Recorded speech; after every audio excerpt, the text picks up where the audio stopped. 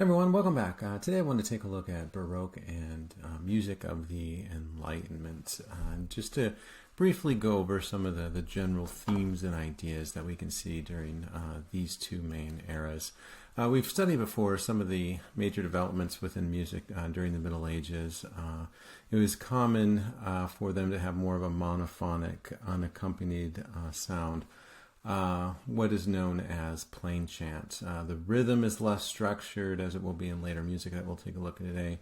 And this was also before composers developed the major and minor scales. And so the melody generally feels less predictable, less like you are able to hum it. And we've listened to this before, Gregorian chant.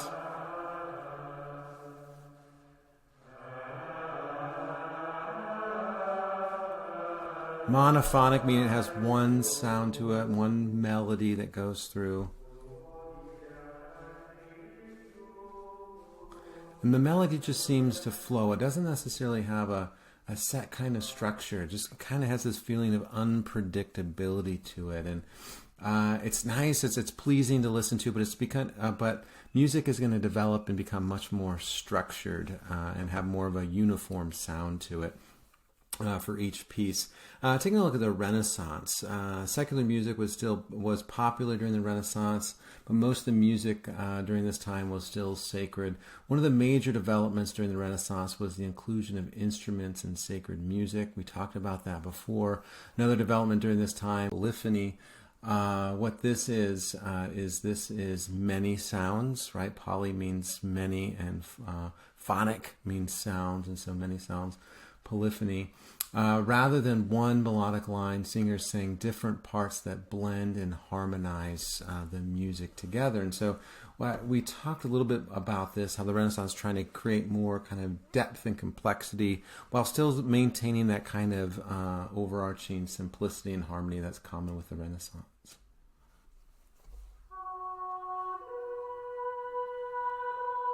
So notice how it starts with that one melodic line. And then there's a lower line that comes in. And then another lower line that comes in, providing that texture, right? Polyphony is many sounds happening simultaneously to create more depth, to create more complexity. And so we've examined that before. And let's take a look at Baroque music and some of the major developments. And one of the things that, just to provide a bit of a side note to this, is it's not as though everything is going to be a one-for-one. As we take a look at the developments in literature and the developments in art and then music, it's not as though they're all going to be exactly the same, right? It's not as though artists, we're collaborating with composers and saying this is how music has to sound. It's just that composers and artists were responding to similar things, and so we do see some similarities, but you don't necessarily want to overstate that or to kind of force something too much. I just wanted to examine some of the developments and to note the commonalities as they're dealing with common events. The music developments that we see during the Baroque era are, like art, more complex and dynamic. Music reflects the expanding boundaries of the world with open trade routes in the Americas, Asia and Africa. The world seemed without end. It also reflected the changes with scientific advancements and surgeries and the dynamic religious movements with the rise of Protestant, Calvinists, Anglicans, Methodists, etc. So it just seems like the world was bigger and more complicated.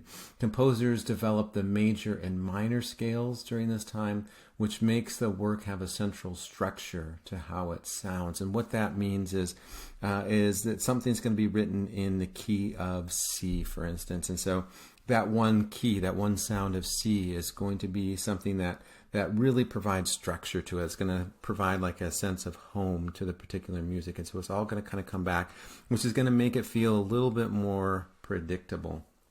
Bach was the main composer during this era and is regarded as the best composer in the Western world because he really starts to standardize that major and minor scale. He complicates the melody, making it sound very busy because he liked to overwhelm the listener with complexity. So there's some similarities. There are some overlaps between what's happening in music and what's happening within art, right? As we see with Caravaggio's The Calling of St. Matthew, it's about trying to overwhelm us, trying to get us to feel emotions. Notice how listening to a work by Bach is like having a different conversation with 5 people simultaneously. However, there's little changes in rhythm and dynamics during this time. And so what I mean by that is it's not necessarily going to get faster or slower, or it's going to get louder and softer. It's mainly going to stay pretty consistent as far as its rhythm and its how loud and soft it is. That's referred to as dynamics. But it's going to be really complex, right? We're going to see a lot more changes in rhythm and dynamics when we get to music of the Enlightenment. This one's going to just kind of mainly just overwhelm you, almost kind of blow you away in a sense. Let's take a listen to Ave Maria by Bach.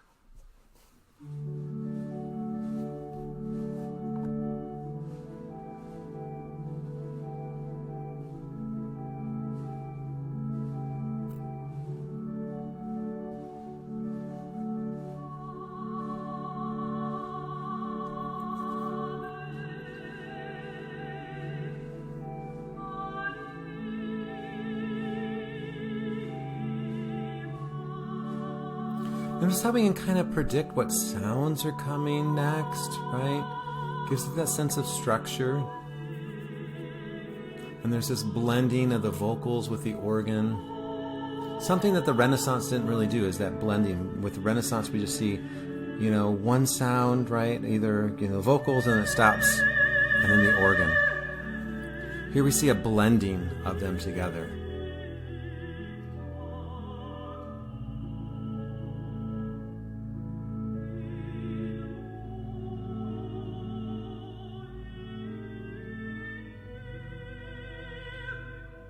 And that blending adds that complexity to it, that draws that interest in, almost demonstrating the sincerity of prayer.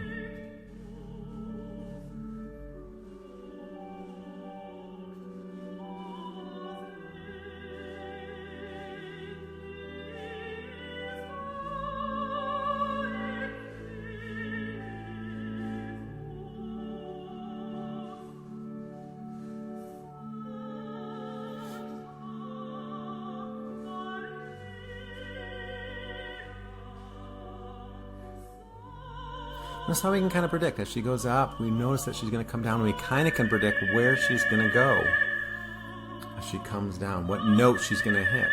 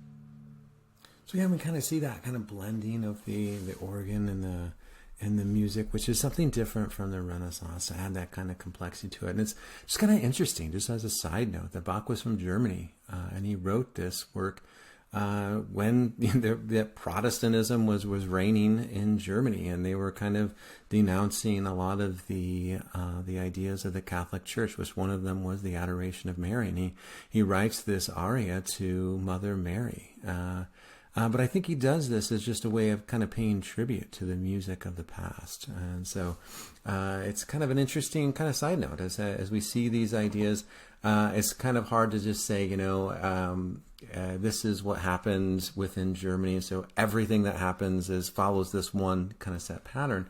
That the Germans were Protestant and they completely denounced everything to do with the Virgin Mary, and that's not exactly right. That's not like it's oversimplified, right? We do see some areas, some avenues, individuals that are creating, that are kind of defying the norm, right? So I'm just trying to teach you what are the norms, and then as you kind of deepen your investigation, you can kind of come to your own conclusions and see how artists kind of fit into that, and how sometimes they don't fit into that, right? As we look back at the arts, we're just trying to find some commonalities between them, and there's it's not to say that everything's going to fit into those oversimplified categories.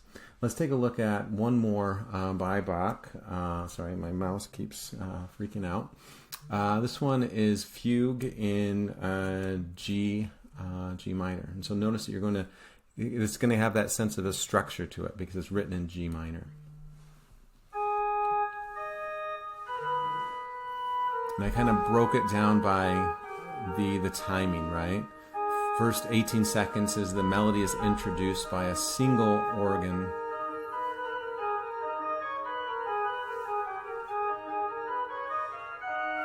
Second melodic line is introduced.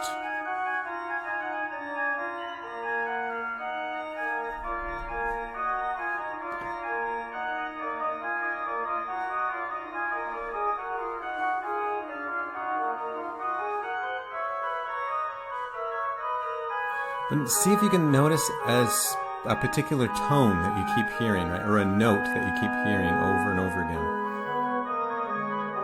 That provides structure.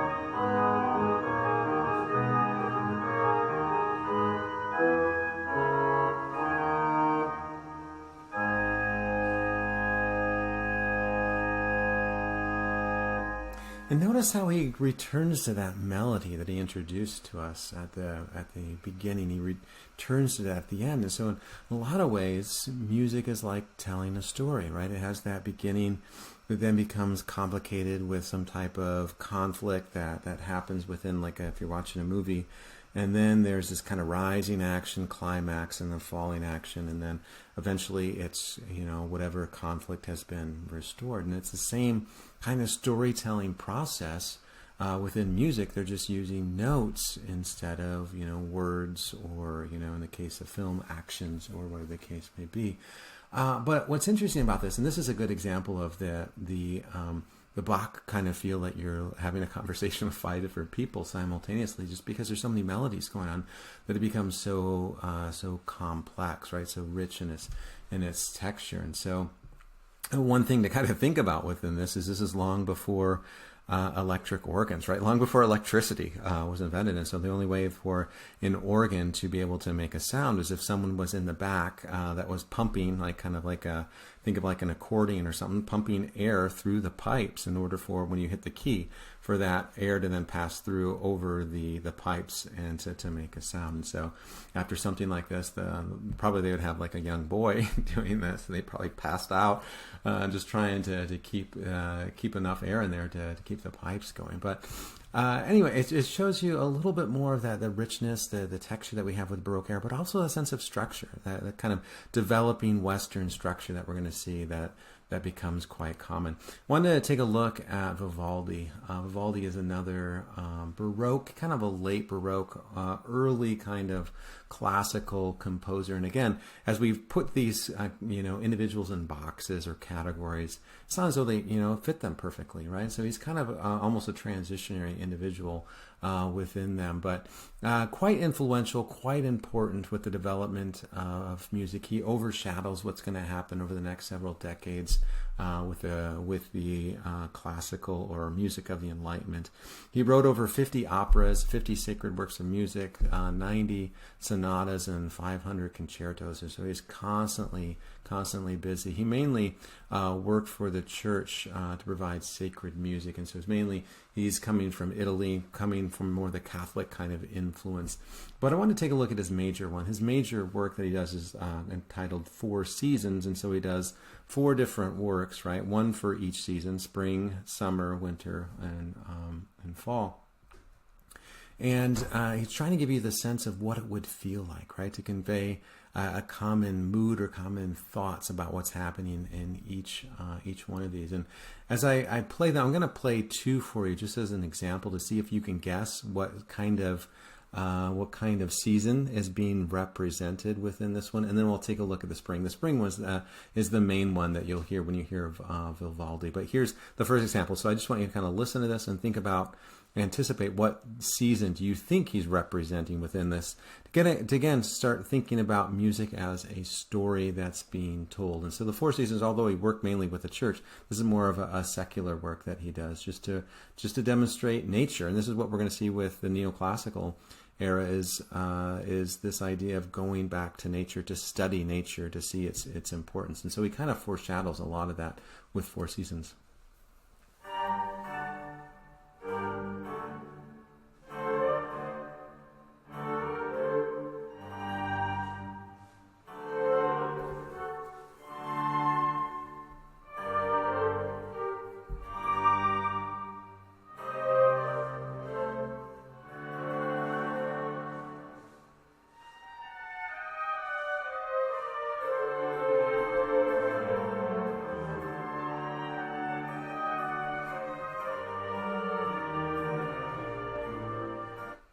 Oh, sorry about that. I kind of skipped ahead. I'm going to skip ahead just a little bit, just to give you a sense of what season do you think this would be?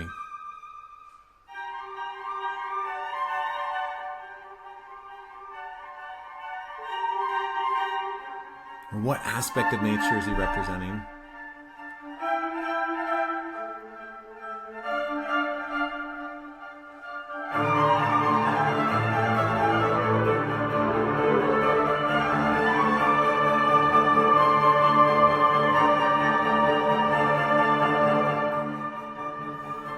Just a little bit of a sound clip to get you thinking, and then I want to play one more for you again, just to get you thinking about what season it is, and then I'll tell you what they both are. I'm going to skip ahead just a little bit because it's kind of slow to get started, but then they start to intensify.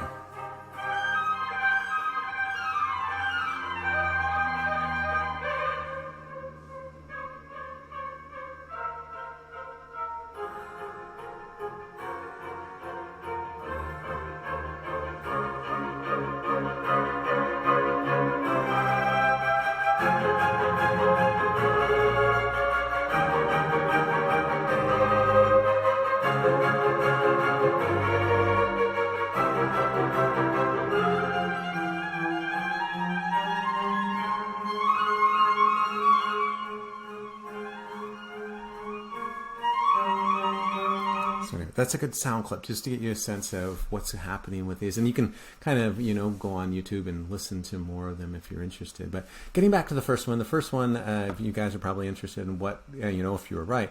This one is the summer, right? The idea of, the idea, the feeling of the life, the beauty of summer.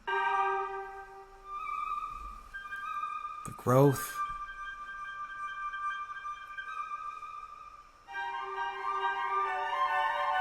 And then this one is the winter.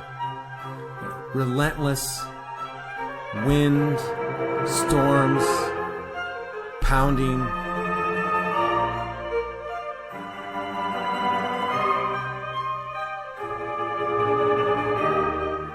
Again, getting us to think about, the way that composers tell stories. This is the main one I want you to know and to listen to. This one is entitled The Spring.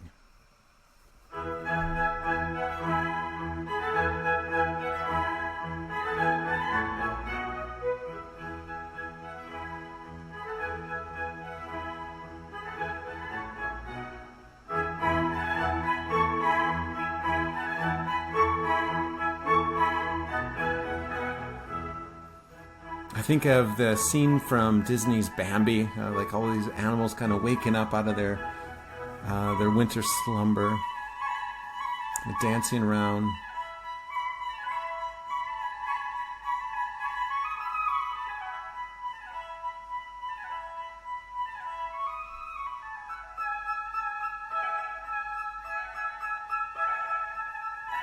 But notice how how Vivaldi's is not necessarily as complex as Bach.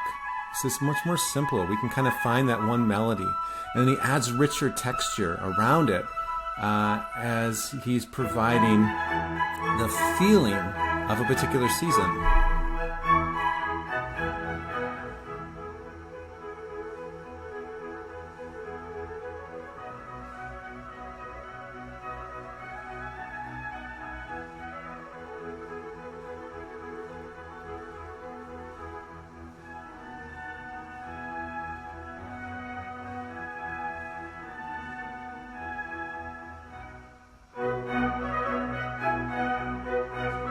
Notice how it has that particular set structure that gives it a predictability, right? Which we kind of like, right? We like things to feel a little bit predictable.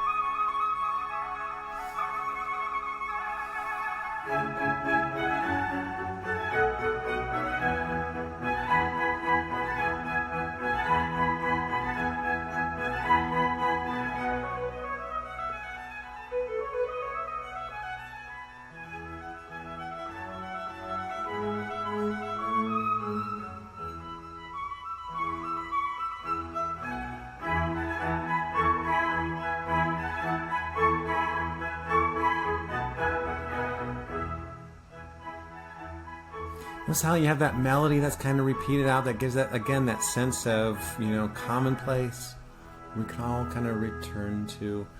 And this is mainly about trying to provide that feeling of predictability, because if it just felt completely random, we had no idea where it was going, we wouldn't really follow the story. We need that common melody or like a character in a story to be able to follow, to be able to identify with, and to move through it. And sorry, I don't know what that my mouse is going rogue. Anyway, taking a look at the Enlightenment, what we see is the music of the Enlightenment, also known as the classical era, right? So that's generally what it's referred to. Returns to a simple melody. Moderation and control were key, and so that's why I say that Vivaldi kind of is a foreshadowing of this. The melody is more restrained and simplified rather than using polyphony to overwhelm the listener like the Baroque era. Composers of the Enlightenment presented only one melody at a time. Additionally, they harmonized the melody, adding tones that flow with the melody to provide auditory texture, right? So harmony is when you add more than one note, but they all kind of fit together, right? Composers also tease the audience with slight variations of the melody by slightly varying the dynamics and rhythm to create the listener interest. The listener constantly looks for the melody to return. And so again, it's that the melody is kind of like a character in a story, and we're constantly trying to follow it. And so they're teasing us with it. And so it's really during this time that they feel that music should be extremely pleasing to the listener, right? Not necessarily overwhelm them, but to be a method of entertainment. And so this is kind of moving a little bit away from that idea of secular music just being about devotion and religious aspirations. This is about music, people actually going to concerts to listen, to be entertained. And so we see a bit of that transition during the Baroque and neoclassical era. I like to introduce Mozart by taking a look at his manuscript. This one is in the National Library in London. So if you ever go to London, they have a National Library, which is really awesome. They have the Magna Carta, and they have like several Bibles there, and they have some Beatles manuscripts. Anyway, one of the things that they have there is the Mozart's manuscripts. And as you take a look at this, what you'll notice, and this is just him kind of recording like he was, one of his journals, right? But he's writing down music. You'll notice there's no mistakes. He never made any mistakes. It's almost as though he's just dictating music from God or something as he's inspired to create his music. But it's just immaculate how his manuscripts look. And so you're seeing a little bit into the eye of the master. Let's take a look. I just wanted to play two more for you just for today as we close. Taking a look at his Symphony No. 40 and then the Magic Flute.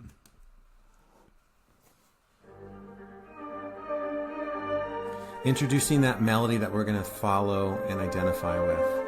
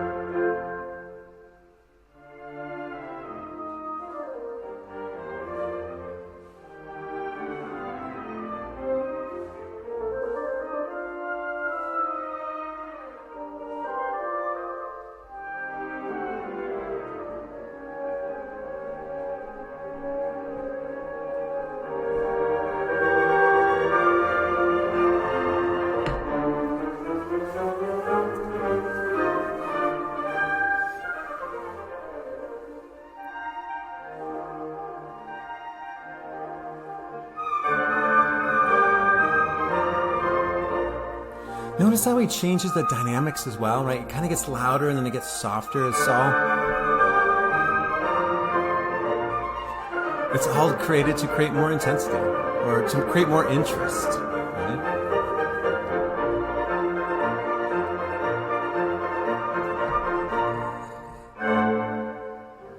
Gets really soft again and kind of builds up.